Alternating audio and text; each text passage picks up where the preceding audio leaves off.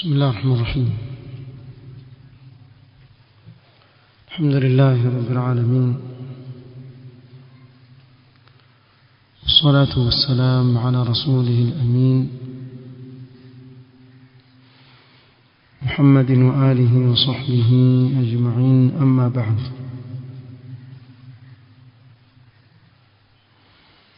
leo ikiwa ni tarehe 4 mwezi wa Dhulhijja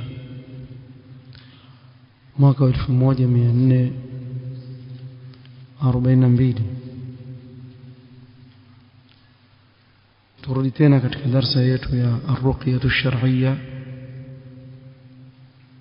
للشيخ إبراهيم بن عبد الله المزروعي حفظه الله تعالى. na tulimalizia kikao chetu cha mwisho kabla ya daura kuzieleza ahadith alizoziorodhesha katika kueleza mashru'iyya ya jambo la kuzungua katika Uislamu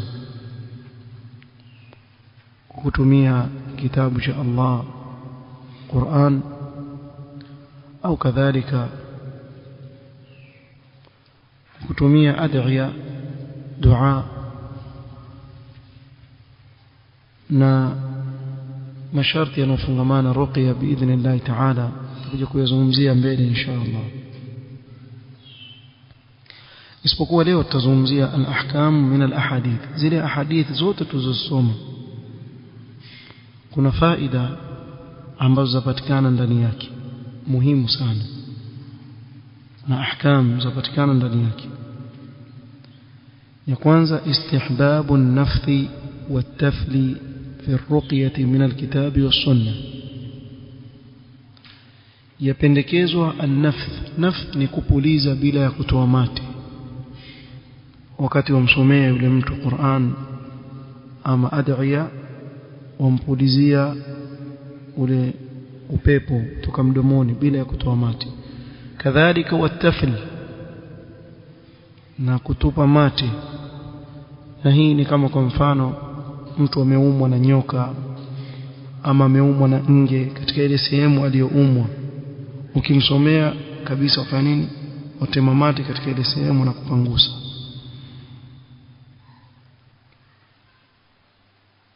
pia katika ahkam الالتزام بالرقى من الكتاب والسنة من حيث الصفة والعدد.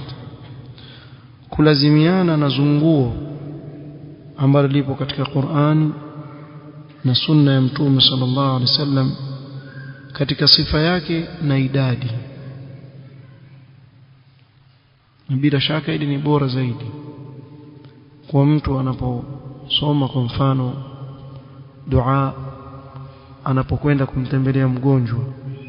Mtume sallallahu alaihi wasallam asema kuwa hii dua akisema mara 7, as'alullah al-azim rabb al-arsh al-azim an yashfiyaka, hii dua Mtume sasa fayaqulu 7 marat.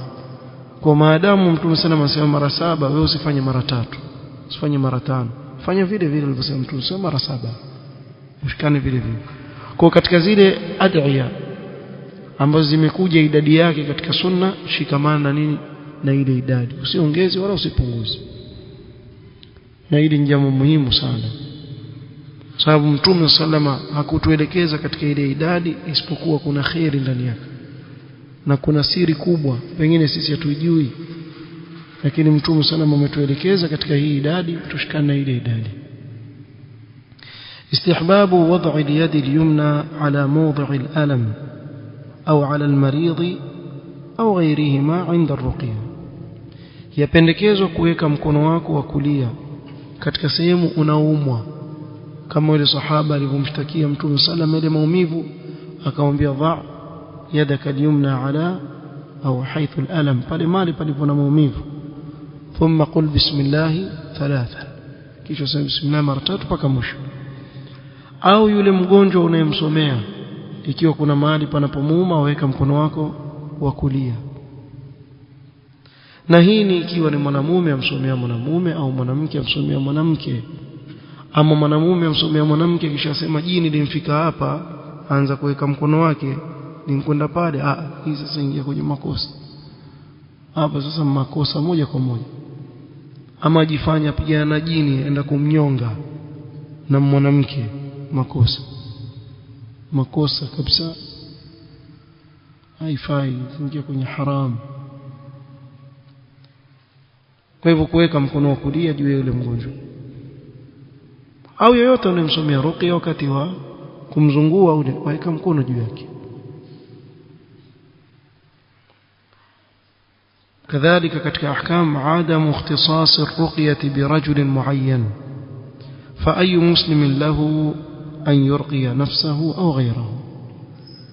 رقية zunguo halikufungamana na watu fulani, kwa fulani yule ndio kazi yake kufanya nini ruqya, ingawa ili jambo kuna wengine waweza kuwa na ujuzi nalo, lakini siwekwe kuwa basi ni fulani, mimi siwezi kujisomea mwenyewe ruqya ama siwezi kumsomea mtu wangu ruqya. La, ruqya mtu yoyote maadamu ni Muislamu waweza kujizungua mwenyewe, waweza kumzungua ndugu yako, mkewe, mtoto wako, wewe mwenyewe.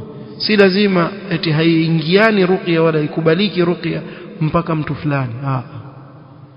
Na hili jambo baadhi ya watu wamelishikilia kuwa mtu fulani mpaka mwisho ikawapelekea kwenye ghulu kwa wale watu, wakawapita mipaka mpaka wakawa waona shifaa haipatikani isipokuwa kupitia mtu fulani, ambao ni makosa kabisa. Bali mtu mwenyewe aweza kujisomea ruqya bila ya kusomewa na mtu, yeye mwenyewe. Aslan bora zaidi mtu kujisomea mwenyewe.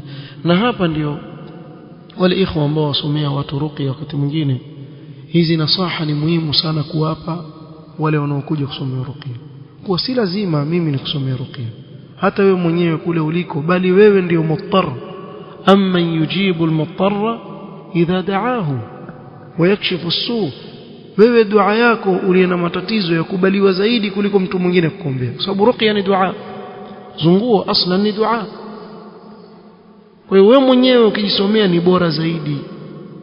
Lakini tuseme kwa mfano huwezi, basi mtu yoyote aweza kusomea, si lazima awe shekhe fulani. Kama si huyu basi mtu yoyote aweza kusomea.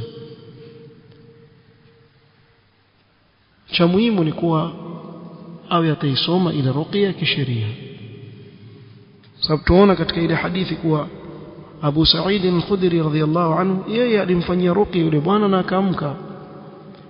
Hakumwambia twende kwa nani? Kwa Mtume sallallahu alaihi wasallam atakufanyia ruqya, yeye mwenyewe akafanyia ruqya. الرقية تنفع في غير المسلمين. pia katika faida tupata kuwa ruqya zunguo lile pia lina manufaa kwa asiyekuwa Muislamu, bimaana hata yule mtu asiyekuwa Muislamu, ingawa hii baadhi wanaoviona wanasema wa shifaa wa rahmatun lilmu'minin, kwa waumini wanasema shifaa kamilifu na rahma kwa wale ambao wameamini. Lakini hapa katika hii hadithi na Mtume sallama akakiri Abu Sa'id al-Khudri radhiyallahu anhu na wale wenzake walipokwenda katika kile kijiji, wale watu walikataa kuwapokea kama wageni. Fikiri mkumbuka tulisoma hii hadithi. Li hadithi Abi Sa'id في الملدوغ فقد جاء في رواية أبي داود والنسائي قول هؤلاء القوم للصحابة. katika riwaya Abi Daud an-Nasa'i, wale ambao yule mkubwa wao aliumwa walikuja kwa masahaba wakamwambia, inna qad umbina annakum qad ji'tum min 'indi hadha ar-rajuli bikhair, tumepewa habari kuwa nyinyi mmekuja kutoka kwa huyu bwana na khairi. Bimaana hawajamwamini Mtume sallallahu alaihi wasallam. fahal 'indakum dawa'un aw ruqyatun, sababu ruqya zunguo lilikuwa linajulikana tangu wakati wa jahiliya, lakini ikiwa na shirki ndani yake. Kwa akawauliza, je, kuna dawa mnayo? Tusikia huyu bwana nyinyi mnayemfuata amekuja na khairi, kuna dawa mnayo ama zunguo? Abu Sa'id al-Khudri ndio pale akasimama yeye kumzungua yule bwana, na alikuwa bado hajaamini, si Muislamu. Akamsomea suratul Fatiha katika ile sehemu aliyoumwa na nyoka. Yule bwana akasimama hapo hapo, baada ya kumaliza tu hapo akasimama mzima, kama aliyefunguliwa fundo, alikuwa amefungwa akafunguliwa, akarudi sawa sawa mzima. Na ndio pale masahaba walishurutisha kuwa wapewe mbuzi, kiwango fulani, sababu wale watu walikataa kuwapokea kama wageni, basi tutamsomea zunguo, lakini mweke tutakubaliana, hamsomeni zunguliwa. Akasimama, masahaba wakasema turudi kwa nani? Kwa Mtume sallam, kabla hatujaanza kugawanya mbuzi. Mtume sallam akamwambia, ni kipi kilichokujulisha wewe kwa suratul Fatiha nini ni zunguo? Akampongeza kwa hilo na akamwambia, gawanyeni hao mbuzi na mimi pia niekeeni, yani kuwatuliza zaidi nyoyo zao kwa kila alichokifanya ni sawa kabisa, hakina makosa. Kwa hiyo utapata faida kuwa ar-ruqya tanfa'u fi ghairi al-muslimin. Jawazu akhdhi al-ujrati 'ala ar-ruqya, pia utapata faida kuwa yajuzu kuchukua malipo kwa mtu anayesoma ruqya, wakakubaliana kiwango fulani, mimi nitamsomea ruqya, utanilipa kiwango fulani. Lakini sasa hapa kuna sharti hapa mtaliweza wewe? Afadhali nenda kasome tu, kipewa ya Allah ukupewa acha. Sharti ni kwa mpaka apoe yule mtu. Ikiwa na jini kwa mfano, mpaka umtoe ndio ulipwe. Si ati waje sasa nitamsomea siku 3, zile siku 3 zikipita 10,000 yako ishaisha, ongeza nyingine. Hamna, mpaka ulitoe. Ukishalitoa wewe ndio wapewa senti zako, ashika. Sababu hawa masahaba walisema nini? Tukubaliane kiwango fulani cha wale mbuzi, sisi tutamsomea ruqya. Aliposimama yule bwana ndio akafanya nini? Wakaambiwa hachukueni.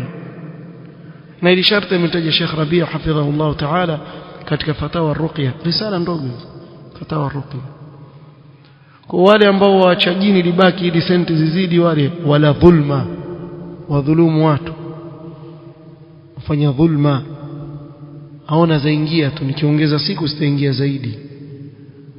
Na subhanallah, hii ruqya hii ukishaijulia hii ina balaa ya ghuri. Kuna watu wakaacha kutafuta ilmu kwa sababu yake, akawacha mtu kutafuta ilmu kabisa, akatafarra kwa ajili ya ilmu, yani akawacha ile kazi. Maana mimi najua watu kadhaa ambao wamewacha hili jambo wakaelekea katika nini, talab ilmu. Lakini wengine kinyume, yeye soma Qur'ani ili, na wengine hata hiyo Qur'an hajui kuisoma, akiisoma avuruga katika Qur'an, lakini ndio yosoma ruqya huyo, yuenda tu na mambo yake yamuendea, na watu wamuita bwana fulani bwana hajui kusoma ruqya yule.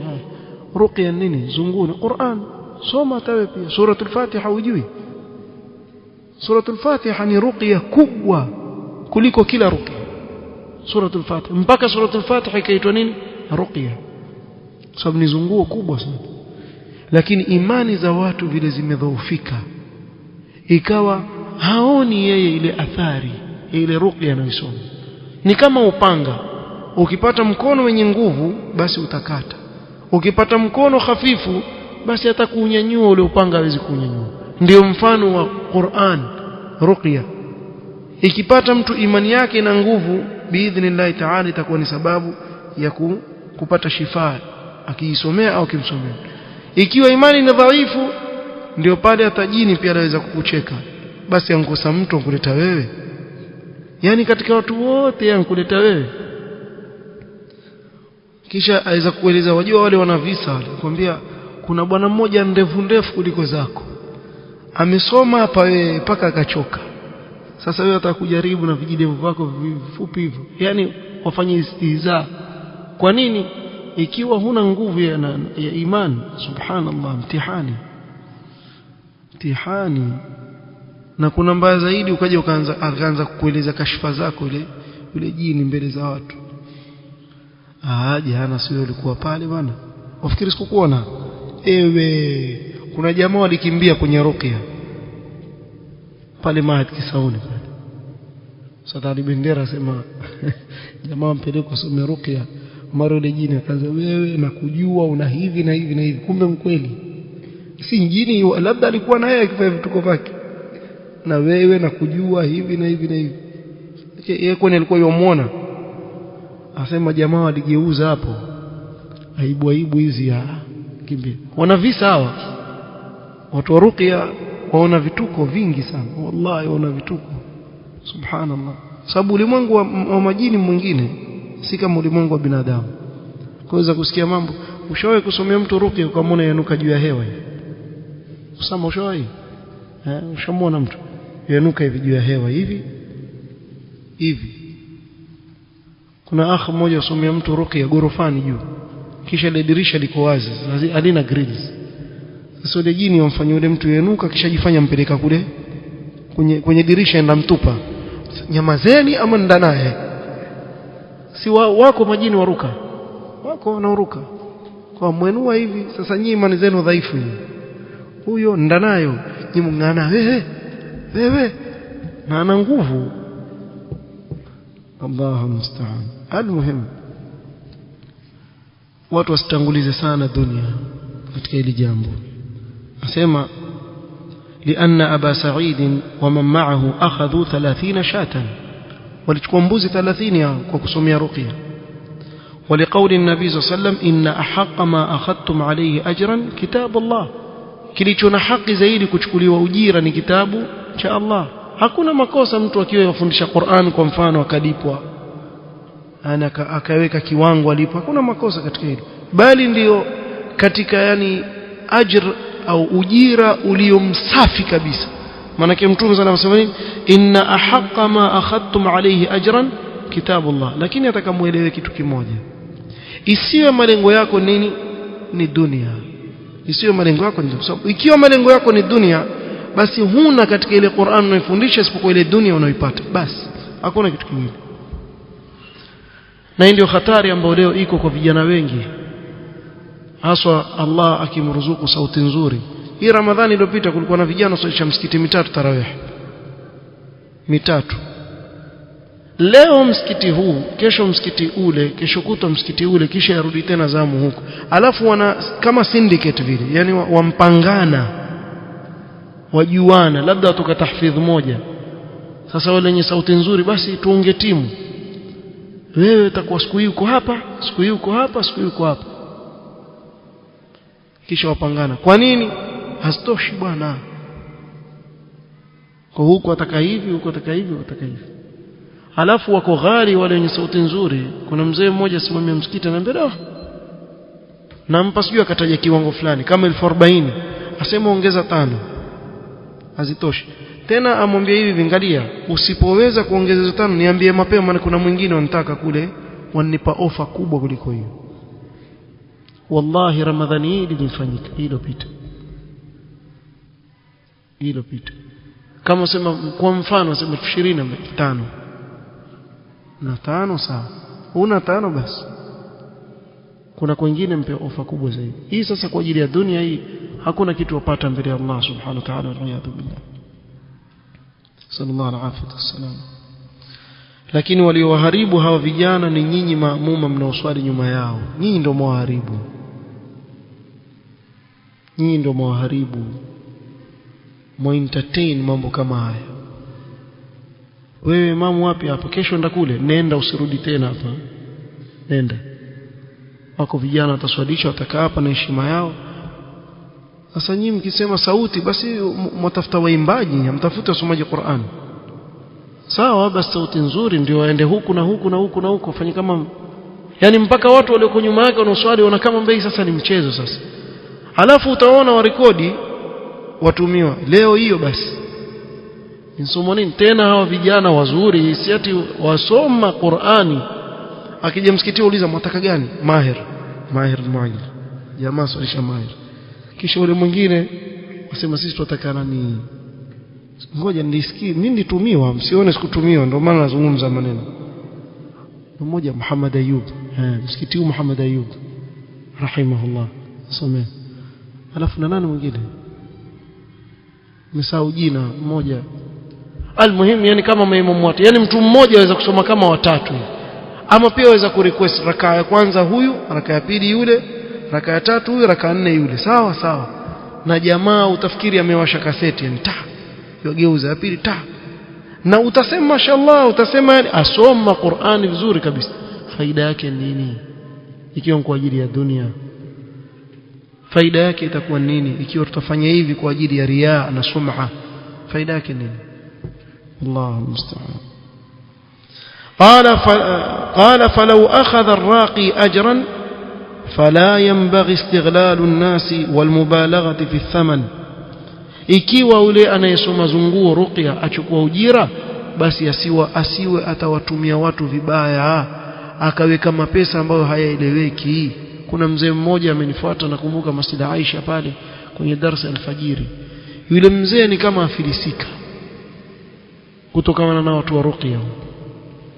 Maana kila anayemwita mwanzo amwambia bwaga 20,000.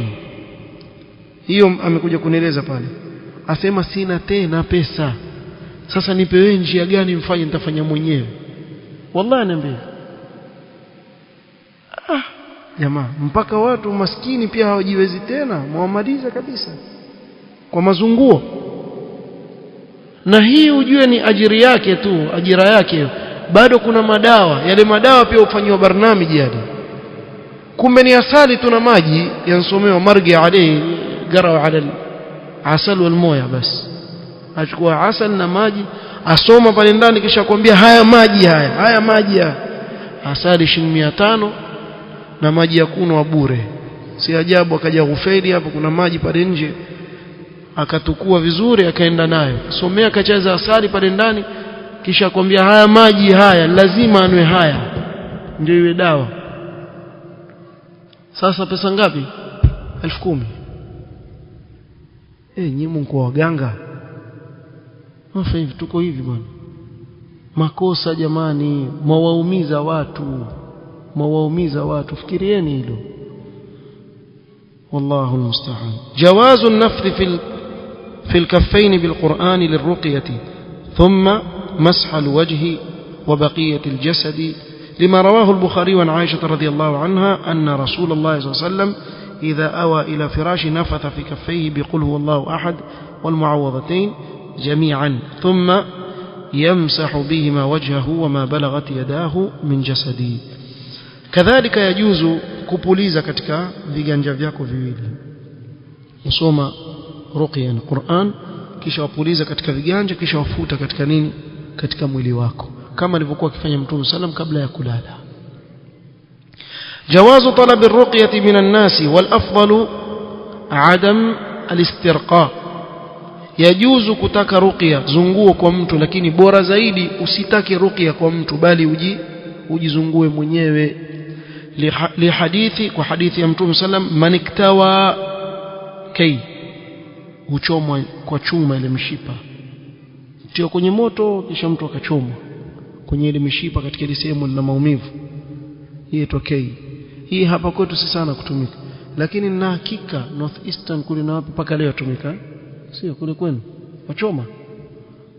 Hii hapa nini? Amuri katika unchomeka punda kupiga teke pole. Lakini nishaona mimi watu wa North Eastern watumia, sio watumia kuchoma ile. Na baadhi yao si mzuri ile, bora mtu ajiepushe, ingawa ni dawa, akhir dawa. Ikiwa kuna dawa nyingine, basi Mtume sallallahu asema ikiwa kuna dawa, basi vitu vitatu: sharbat asal wa shartat hijama wal kay wa anha anil kay. Mtume sallallahu ankataza ile kay hiyo kuchomana, ingawa ikiwa imefikia mahali hakuna dawa nyingine basi, lakini ni dawa ambayo Muislamu atakana ajiepushe nayo. Kwa hivyo mwenye kufanya hivyo, maniktawa au istarqa, akaomba mtu amzungue, faqad bari'a min at-tawakkul, huyo amekaa mbali na tawakkul. Bimaana tawakkuli yake kumtegemea Allah imefanya nini? Imepungua, na haingii katika wale 70,000 ambao wataingia peponi bila hisab wala adhab. Huyo atoka. وفيه كراهة الاكتواء والاسترقاء. na hapa katika hadithi kuna karaha ya kufanya kai, ya kujichoma, kadhalika kumuomba mtu akusomea ruqya. ولذلك كان من صفات الذين يدخلون الجنة بغير حساب أنهم لا يسترقون ولا يكتوون ولا يتطيرون وعلى ربهم يتوكلون، كما في حديث ابن عباس في الصحيحين.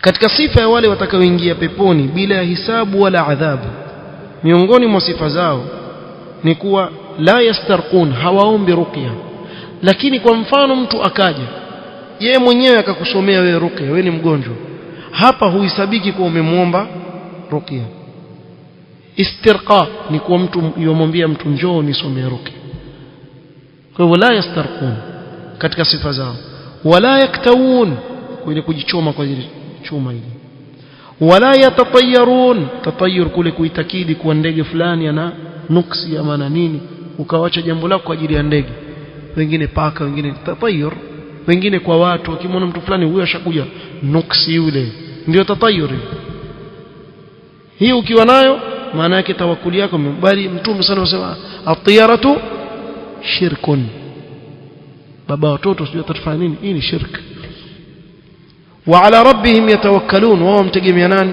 Allah subhanahu wa ta'ala kama fi hadith ibn Abbas fi as-sahihain shurut ar-ruqya insha Allah ta'ala tutakuja kuzungumzia katika kikao cha kesho biidhnillah ta'ala tutakuja kuzungumzia masharti ya ruqya ni yapi masharti ya ruqya muhimu sana tuyajue ili tuweze kujidhibiti na masharti haya lile zunguo liwe litamfaa yule mgonjwa subhanaka wa bihamdika ashhadu an la ilaha illa anta astaghfiruka wa atubu ilaik barakallahu fikum